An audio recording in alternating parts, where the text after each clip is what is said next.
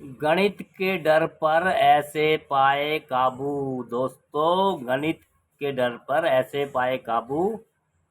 सकारात्मक रहें। मैं गणित में बहुत अच्छा नहीं हूँ, मैं बेवकूफ़ हूँ। ऐसे विचार आपके बच्चों के आत्मसम्मान और आत्मविश्वास को चोट पहुँचा सकते हैं। अपने बच्चों को यह समझने में मदद करें, समझाने में कि हर किसी की अलग अलग क्षमताएं होती हैं और उसे अपनी अन्य उपलब्धियों पर गर्व होना चाहिए। उसके द्वारा किए गए कुछ अतिरिक्त प्रयास और थोड़ी अतिरिक्त मदद निश्चित रूप से उसे विषय में अच्छा करने में मदद करेंगे।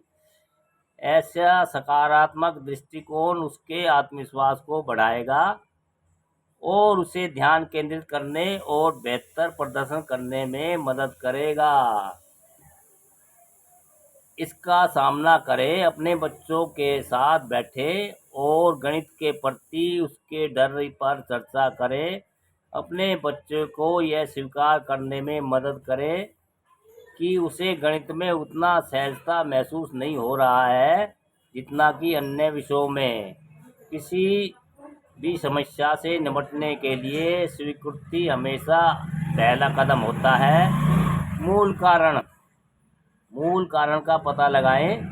गणित के डर के मूल कारण की पहचान करना और गणित की चिंता के लक्षणों को देखना जरूरी है। क्या ऐसा हो सकता है कि आपके बच्चे की गणित में शुरुआती नींव कमजोर थी, या क्या उसके शिक्षक इस विषय के बारे में बहुत उत्साहित नहीं थे? क्या शिक्षण की पद्धति नीरस और अरुचिकर थी,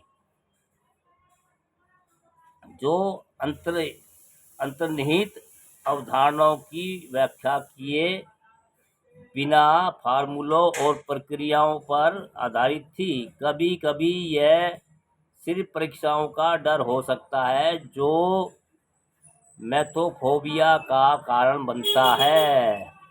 अभ्यास को प्रोत्साहित करें। बार बार गणित की समस्याओं पर काम करने से गणितीय कौशल में सुधार होता है, इसलिए अपने बच्चों को हर दिन गणित की समस्याओं को हल करने के लिए प्रोत्साहित करें। इस अभ्यास के लिए एक विशेष समय निर्धारित करें।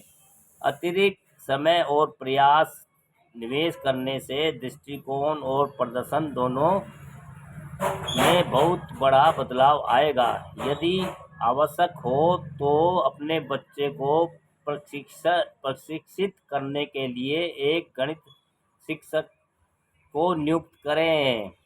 गणित को सरल और मज़ेदार बनाएं। सीखने के तरीके को सरल बनाएं। जटिल समस्याओं को भी छोटे सरल चरणों में तोड़कर आसान बनाया जा सकता है। प्रक्रिया को मज़ेदार बनाने के लिए अपने बच्चों को गणित के खेल, पहेलियों और ऐप में शामिल करें। गणित को एक रचनात्मक विषय के रूप में समझें। आम धारणा है कि गणित रचनात्मक नहीं है। अपने बच्चों को किसी समस्या को हल करने के विभिन्न तरीकों के साथ प्रयोग करने के लिए प्रोत्साहित करें।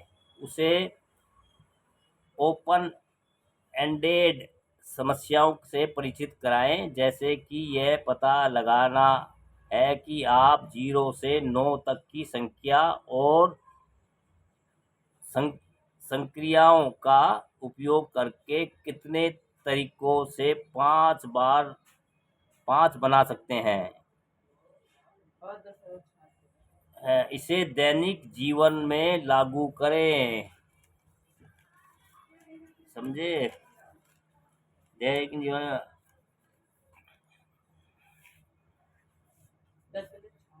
हाँ, वही देख रहा हूँ। कौन सी, प्लेन वाली, मसाले वाली? प्लेन वाली। ये टॉफी है लॉलीपॉप। कौन सी?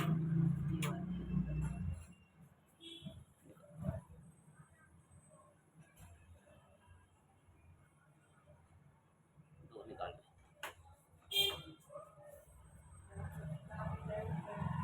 हाँ ले लो।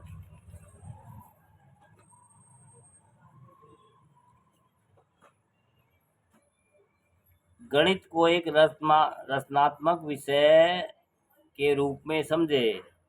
आम धारणा यह है कि गणित रचनात्मक नहीं है। अपने बच्चों को किसी समस्या को हल करने के विभिन्न तरीकों के साथ प्रयोग करने के लिए प्रोत्साहित करें।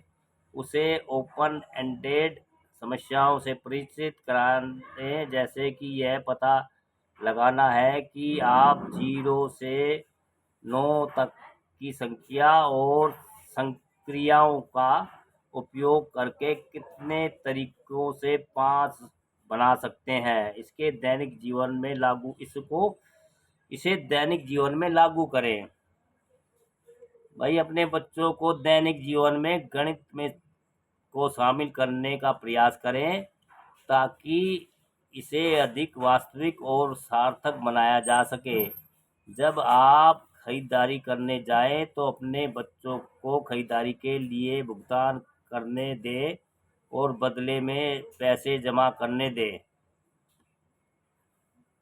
पिज़्ज़ा को स्लाइस करके और शेयर करके अंशों की अवधारणा को दृढ़ता करें।